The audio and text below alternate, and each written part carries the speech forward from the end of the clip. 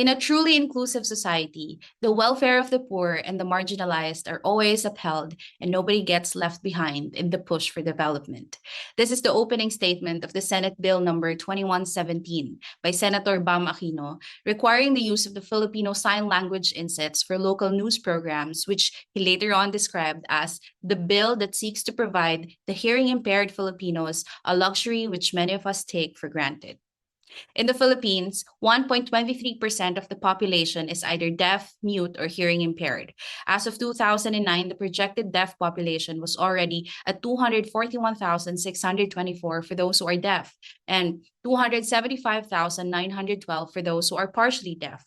That means that more than 500,000 people have minimal access to media and information because of their hearing impairments.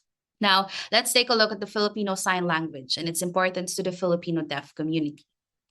From its name itself, FSL originated in the Philippines. Unlike spoken languages, FSL has grammar, syntax, and accent and does not have a structure like any other spoken language.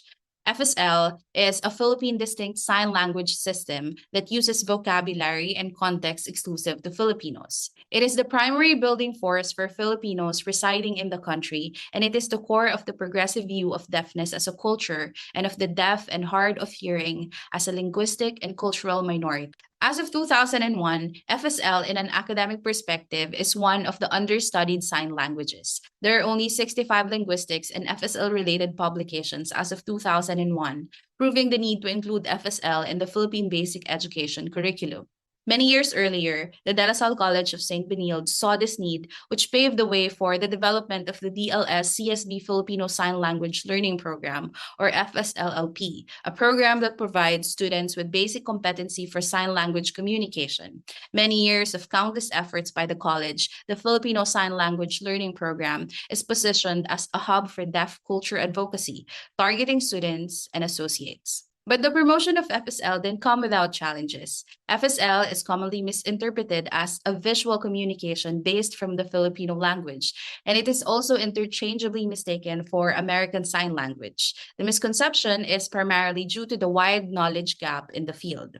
While the deaf communities recognize FSL as the official language, this was not the case with the government in August 2017. During this time, the House Bill 6428 proclaiming FSL as the country's national sign language in all transactions involving the deaf has only been passed in its third reading, while its counterpart, Senate Bill number 1455, is still pending in its second reading. Faced with these challenges, Maurice Cordero, De La Salle College of St. Benilde's branding and creative services head, who has no background in social work that is crucial in the advocacy of the FSL, is tasked to find ways to come up with an effective campaign to promote the school's FSLLP based on the slogan, "Be World Ready," with a campaign promise of specialized degree programs delivered by professional faculty in industry standard facilities.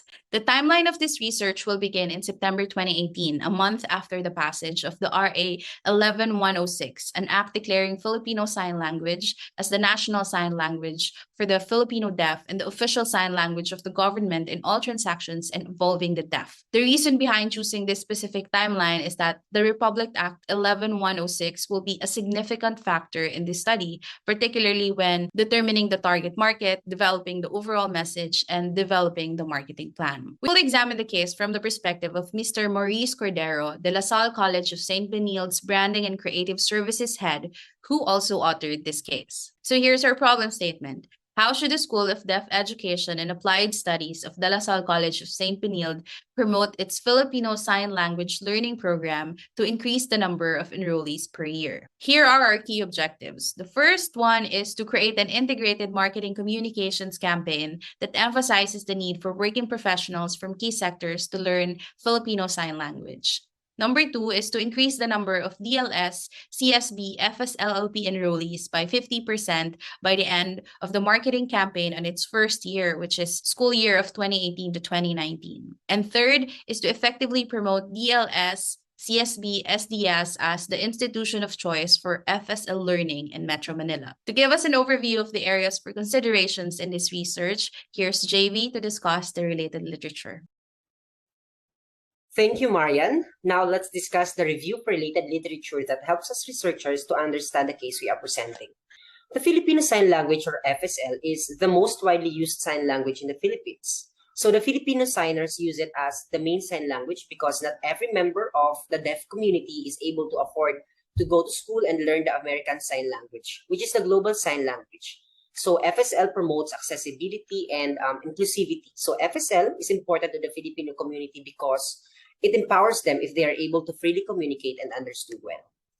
The Filipino Sign Language has been there for so long, dating way back 16th century, and it's believed to begin at the province of Leyte. However, the FSL has been highly influenced by the American Sign Language, just like any language. FSL has evolved and developed, and it has unique grammar, syntax, and morphology. The School for the Deaf and Blind was established in 1907 by DLS, a CODA, or a Children of Deaf Adults. The establishment of this school, which was run by American teachers, highly influenced the Filipino Sign Language. But what's the difference between ASL and FSL? Just like English or Tagalog or Filipino, sign languages differ too. So the Filipino Sign Language uses facial expressions, they use their eyes, their mouth, and even their body to communicate when they are signing. Through this, they were able to show their emotions or whatever they are trying to show. So the American Sign Language is known globally and widely used in America and in Canada. So finger spelling is part of the ASL and it's used to spell out English word. Sadly, there is a notion that ASL is better than FSL, which came from the idea that English language is better than Filipino. FSL is our own unique culture-based language or sign language. Despite the many different cultural influences, the Filipino deaf have managed to assert their independence through FSL. Language is our unique identity, and for the deaf, FSL gives them a sense of pride and belonging. In November 27, 2017, after years of battling with the Congress and the Senate, the advocates in the Filipino deaf community received a light when the Republic Act 11106 became a law. So RA 11106 is an act declaring the Filipino Sign Language as the national sign language. This law mandates the use of FSL in schools, broadcast media, and workplaces. Now, let's go to the frameworks.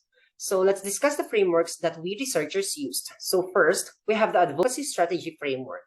The CSB FSLLP is a case study that focuses on the use of advocacy marketing, the strategies, and its effectiveness. So a major challenge for development workers, social change makers, and policymakers is thinking about the process of how change will occur in a certain developmental issue. So there are various theories of change that indicates how change in development is expected to become over time. So the Advocacy Strategy Framework, it aims to resolve these issues and help various researchers in creating change in their advocacies and the communities. So as you can see on the framework, it can be used to illustrate any advocacy strategy in various settings. So the framework is comprised of two main dimensions of an advocacy strategy. Number one is the x-axis. So the x-axis refers to the audiences targeted, and the y-axis, on the other hand, it refers to the changes desired with the said audiences. So within the framework are specific types of advocacy tactics that can be used to achieve policy goals. The tactics are divided into strategic dimensions based on what they are likely to follow on. So these dimensions are which type of audience the tactic is likely to reach and how far the tactic might realistically move the audience along the spectrum of awareness to will action, or the will to action. The next framework that we use is the PESO model. So this framework provides an overview of how each channel operates both alone and in conjunction with the other channels. So PESO integrates paid, earned, shared, and owned media for an integrated and quantified communication strategy.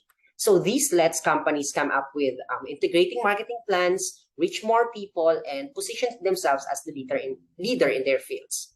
So the main benefit of using the PESO model to plan and run an integrated campaign is that it helps businesses to connect with the audiences they want to reach by using the right content. So like delivering it through the right channel and doing it at the right point in the customer journey.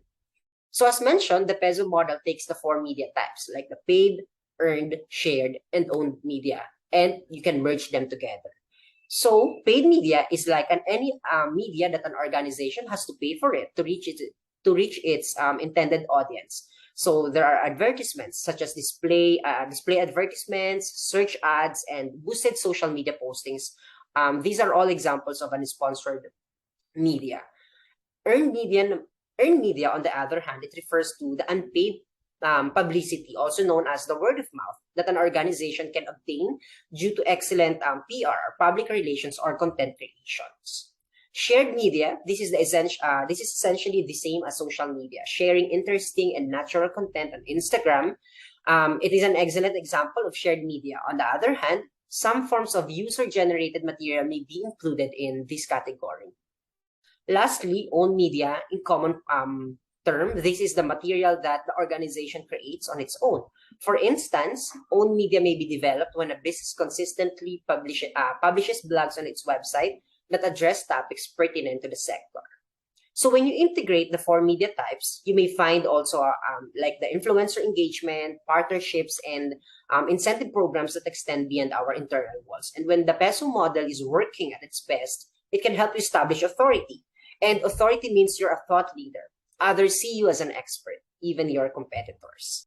Now, I turn you over to Ponch to discuss more about our case study. Thank you very much, JV, for that wonderful presentation. Now we'll head into our situational analysis. Let's start first with the PESO. So first, political. So we want to focus on the national focus on the war on drugs by President Duterte during his term. We also noticed that there's a shift of behavior in the LGU. So they would rather focus on the same issues as the president, which is the national drug war. Next, we also have the lacking Magna Carta for people with disabilities. So despite there being a Magna Carta for them, there were a lot of lacking terms and engagements for the PWD community. And lastly, for political, believe it or not, PWDs are being left out in the national census. In what way? If you're blind, if you're mute, if you're deaf, you're all considered PWD. You're not differentiated and categorized properly. So next is economic. We looked into the GDP growth in 2017. We also looked into the inflation rate in 2018. We also looked at the approved budget of the NCDA, or National Council on Disability Affairs, during 2018. And we also took into account the economic instability here in the Philippines affecting the education of deaf children. We all know that sending kids to school is very expensive, and even more so if you're part of the deaf community. Next is social-cultural. We have 3 points. First is a lacking deaf community data and population. So if you look at research and data, we only have the census for 2000 and 2010, and they're both rather pretty hard to get. Upon checking with the EFOI, they stated that they do not have public records for the 2020 census, especially for the deaf community. Next is Filipino Sign Language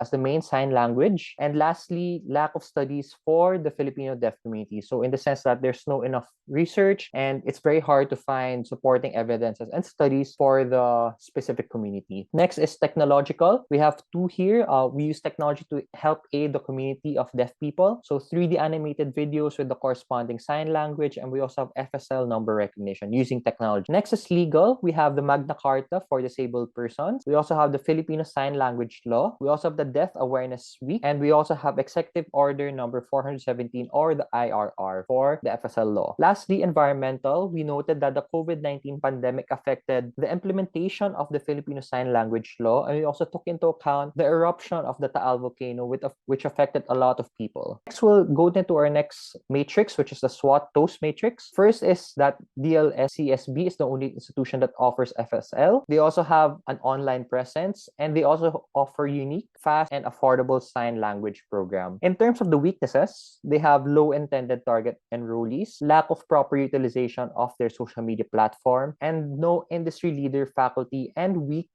internal structure. For opportunities, of course, we took into account the formal passing of the FSL. Next, we also have various NGOs, corporate businesses, and government agencies supporting the advocacy.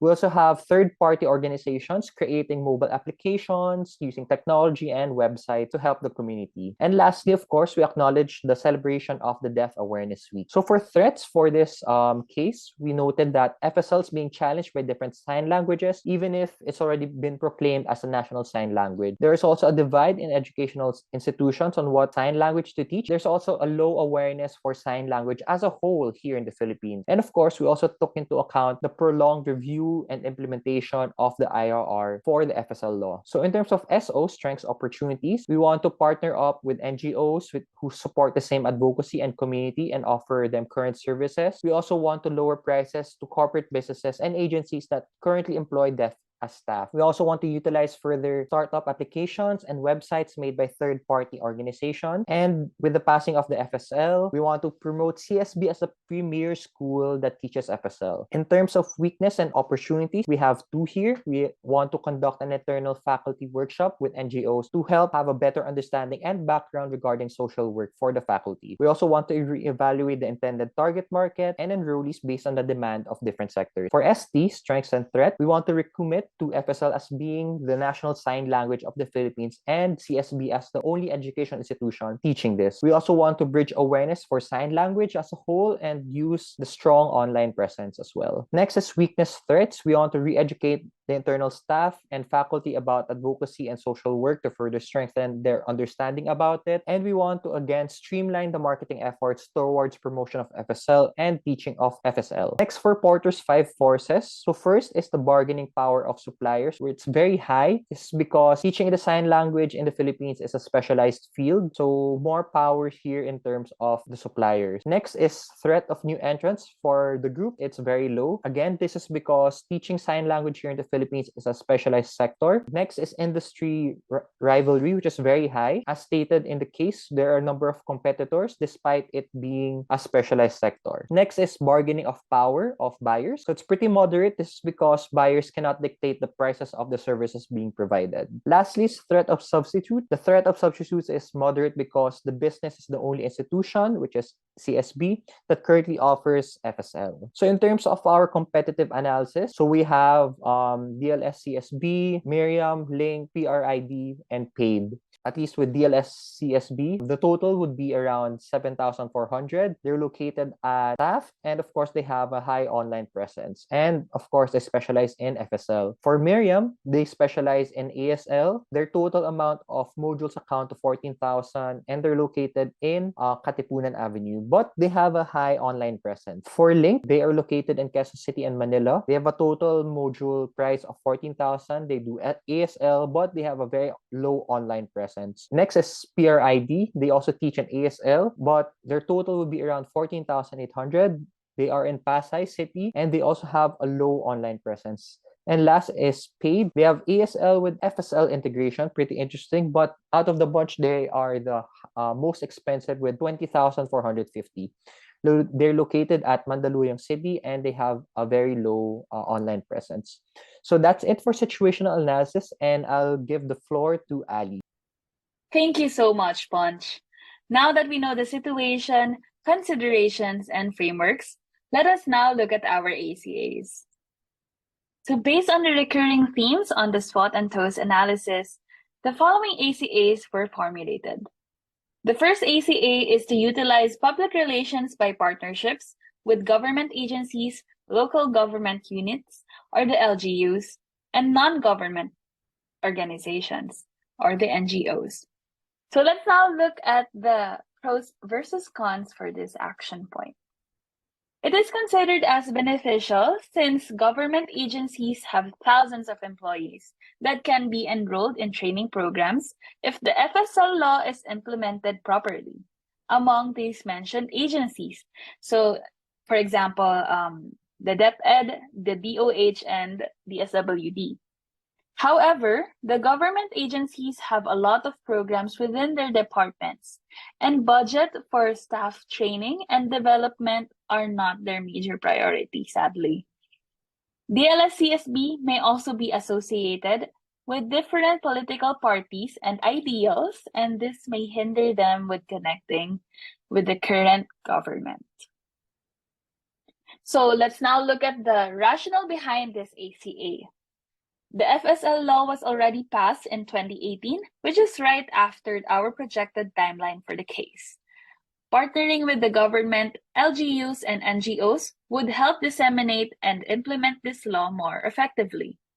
With the network that these agencies and LGUs have, implementing RA 11106 would be easy if it will start inside or internally within these agencies, meaning through their employees, staff, and management.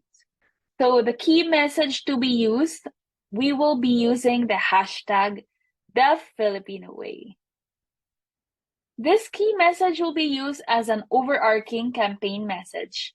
Each government agency may have their own message intended for certain trainings, but hashtag the Filipino way will resonate both across the deaf and hearing community. We Filipinos love the campaigns that showcase the Filipino spirit and resiliency, and this is why we chose the Filipino way.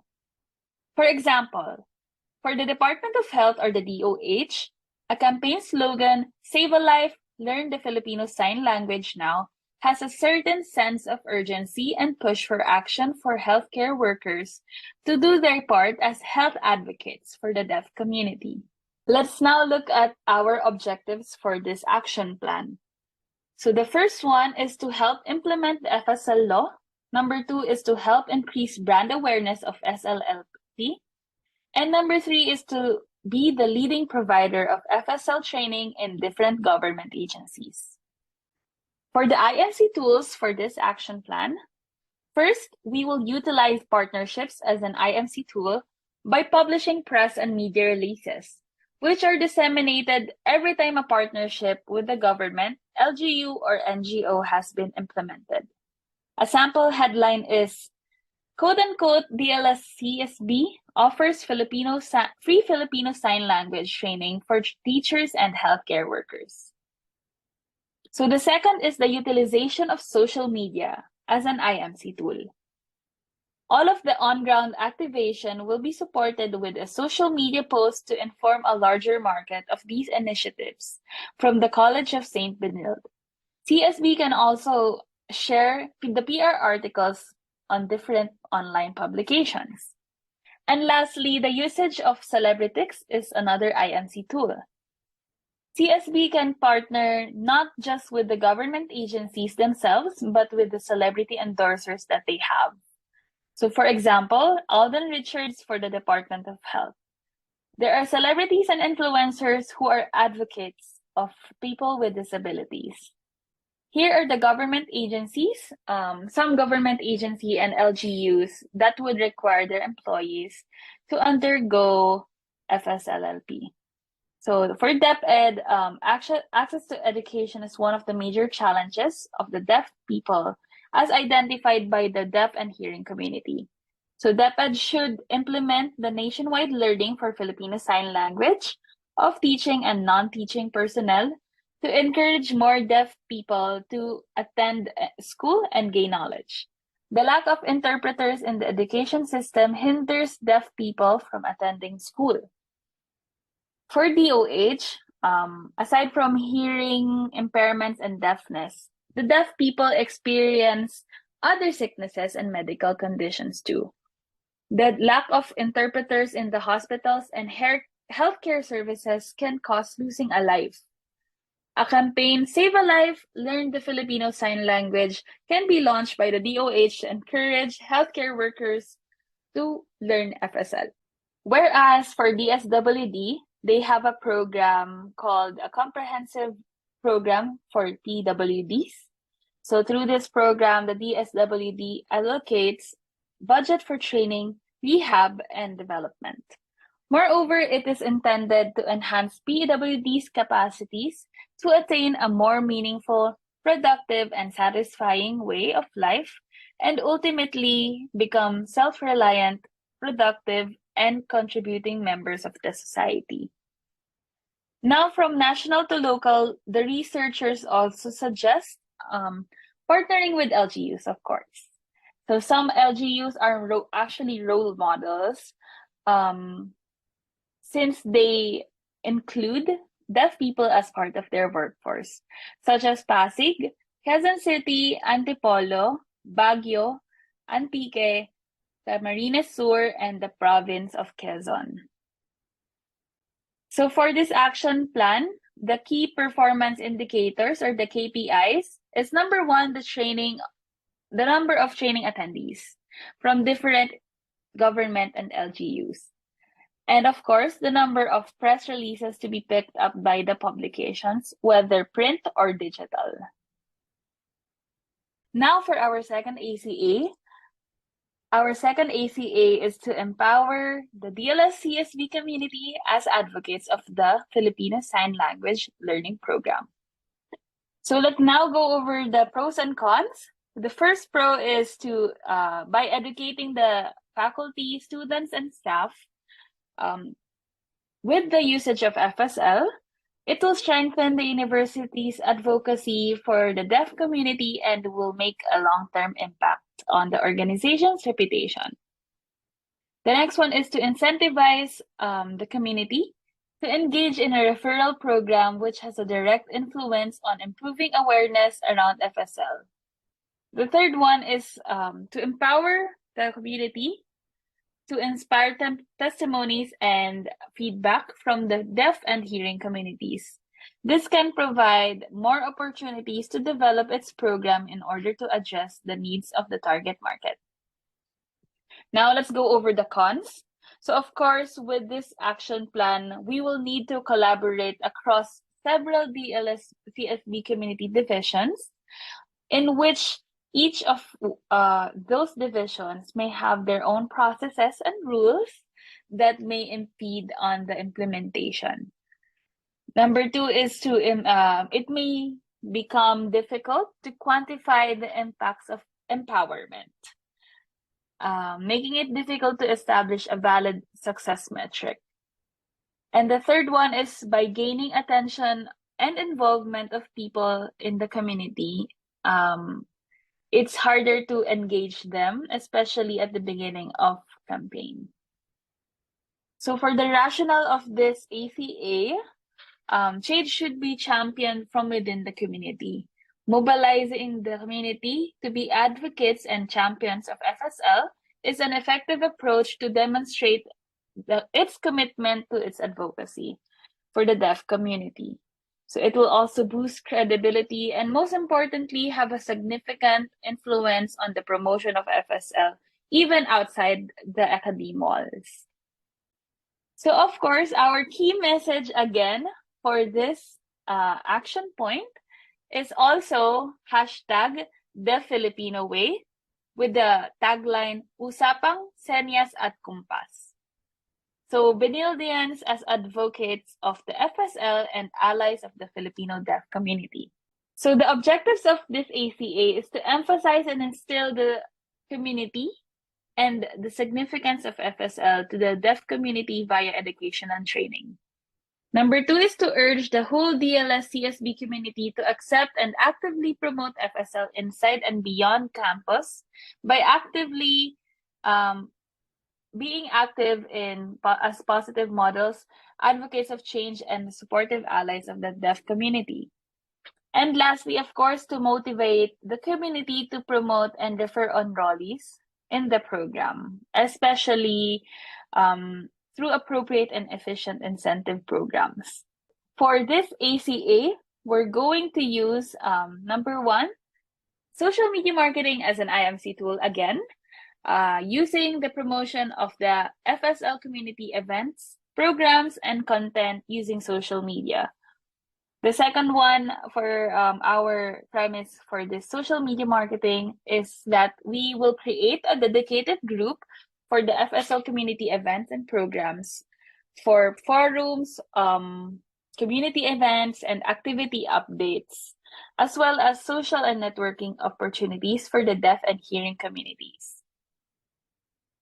The second IMC tool that we're going to use for this action plan is public relations. The first one is an FSL crash course or introductory modules. So we will create modules for the program for the faculty or the staff or students to use within the community, and it will show them the importance of FSL. The modules may include, for example, short introductory course with an overview of FSL and learning the deaf culture. So those are just some examples. The second example that we can do for PR is community events.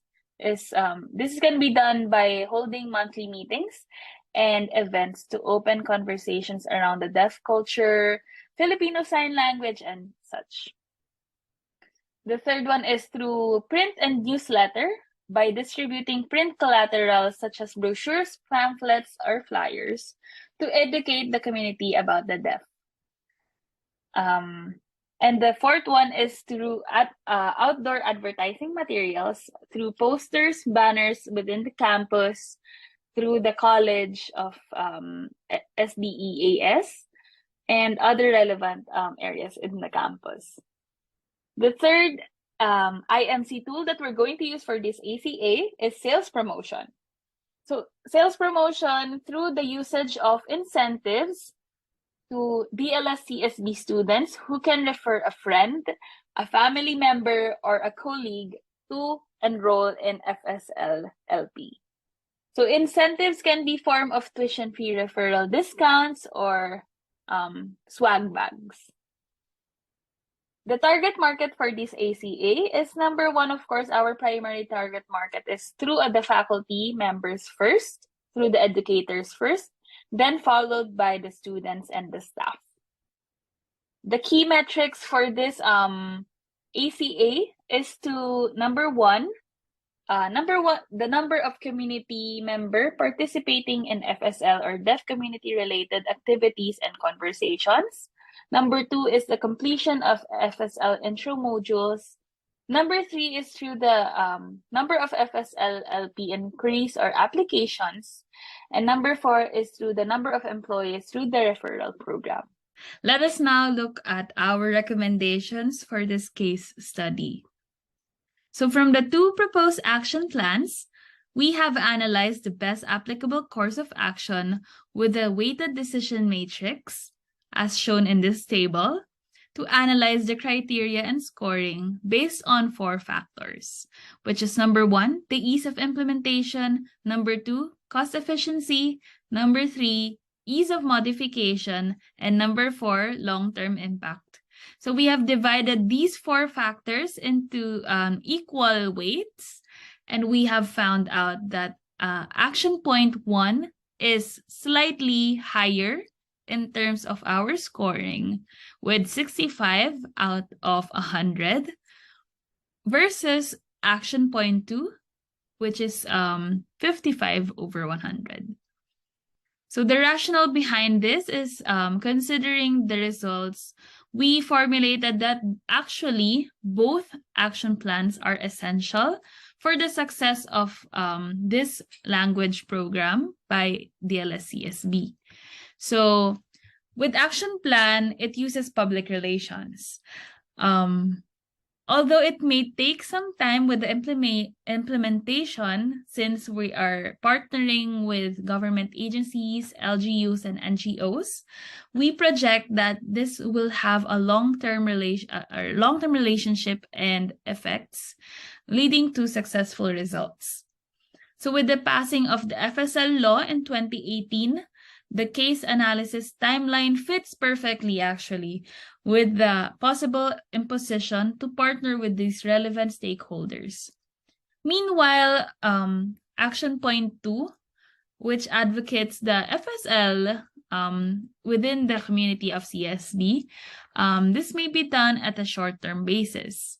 This also has an easier sense of implementation as well, but this should be made with radical change.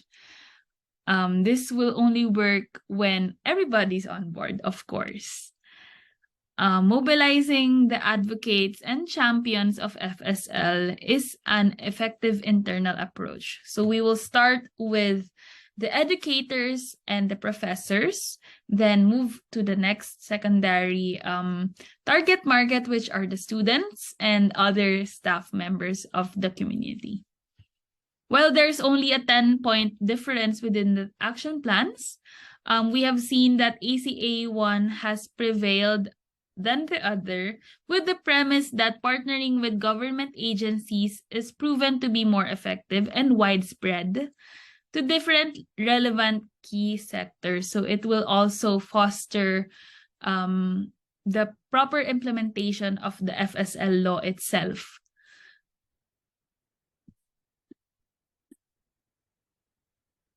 But this does not change the fact that if these two ACAs are done simultaneously, a greater result may come out from both campaigns. So this will be done effectively to achieve the objectives of the study. So for our recommendation, we will use these two ACAs together and use the target market as shown. We plan this research to primarily target the 30 to 49 years old, all genders, primarily belonging to the lower middle class, since most of them actually are government officials or government NGOs and LGU employees. Of course, we want to focus more on Greater Metro Manila first because the university is in Manila. Of course, it will also be someone who is related to or someone who knows a deaf individual, so they would sympathize with them better. Primarily works in the government sector and feels strongly with the gained awareness of social issues. They may also be extroverted with a continued interest interacting with new people, and of course grounded with a sense of advocacy and seeks new adventure and knowledge. Our secondary target market, on the other hand, is 21 to 55-year-old, all genders, maybe belonging anywhere between the middle class to the lower class, residing in Metro Manila, specifically within the vicinity of Taft, which is where the DLS-CSB campus is, and nearby areas. Since we plan to do the second ACA as well. So these people are actually the people who are studying or working in DLS-CSB, actively participating in extracurricular activities by the university, and they have routine works around the academe. So they also have a strong sense of community and principles on what they believe in, and they're actually easily persuaded to join causes which matters. They're also very outspoken people and maybe even a social activist. So the proposed campaign name for our recommendation is the hashtag The Filipino Way. This message is believed to strongly resonate with the Filipino culture, both for the deaf and hearing communities. The moniker is used to sound exactly like the Filipino Way. This is actually the bigger picture of our case. We want to promote and foster effective discourse with synergy and trust between the hearing and deaf communities. Or nobody gets left behind or cast out in any discussions, whether if you can hear or not. With the proposed campaign tagline, this also supports the campaign overarching message, Usapang Senyas at Kumpas. So as the tagline explains, this encompasses the use of senyas, which is the Filipino word for signing, and kumpas for gestures. So the word usapang comes from the root word usap, which means discussing or conversing.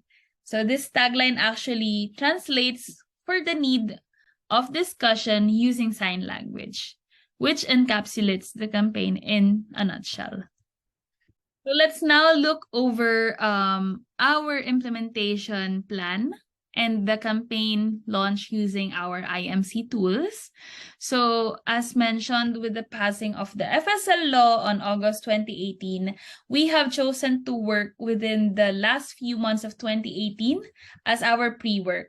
So we have targeted these action points, such as reaching out to relevant stakeholders, review marketing budgets and manning, and actually polishing our marketing plan, creating brand guidelines and style guides, and of course, reviewing the team's responsibilities, expectations, and annual KPIs with the new law.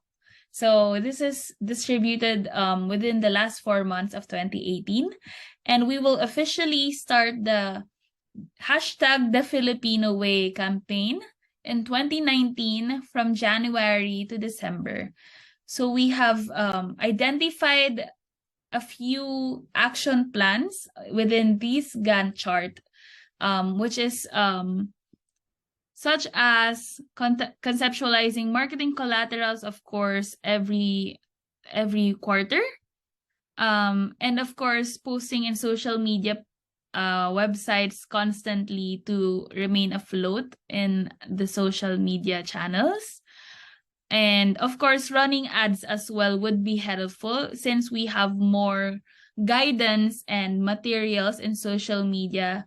Having them as an ad will help propagate the program more. Of course, sending out press releases per quarter is also helpful, especially if we have events. The usage of celebrity influencers and advocates will be used during the latter part of the year from October to November, because this is where most of the deaf awareness weeks and months are situated. For the content dedicated for groups, we will do it every other month to remain relevant, of course. And for print and news letters, we will also do it every other month. For OOH and other advertising campaigns, we also chose to use a 6-month retainer at the latter part of the year.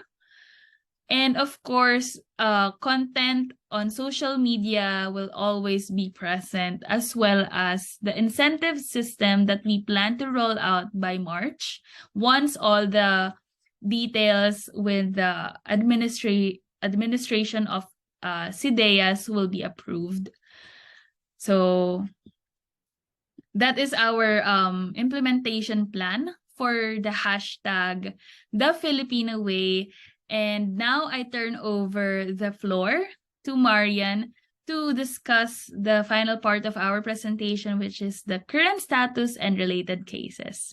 Thanks, Ali. Now let's have a quick look at the current status of some areas related to this case. Let's start with promotions and updates from CSB SDS in 2022. So January of this year, Benilde opens a bachelor program in sign language interpretation, which is the first bachelor's degree program in sign language interpretation in the Philippines. And sometime between September to October of this year, they've also announced their partnership with Overdo for their hashtag Good Sign project, which is a series of in-person FSL sessions. In terms of events and activities, SDS actively holds events such as the upcoming Alumni Summit 2022, which is the celebration of the Deaf Pride, Resilience, and Fellowship with the theme Forward Together. Benilde SDS also does different advocacy programs such as consultation on deaf access and PWD inclusion, deaf awareness orientation, customized Filipino sign language crash course, and the Young Deaf Summit. The CSB SDS also has adequate online visibility. Their official website provides an overview of the offered programs, courses, schedules, and frequently asked questions. They also keep an active presence on the variety of social media platforms, the most prominent of which are Facebook, Instagram, and YouTube. And on these platforms, they would post regular updates about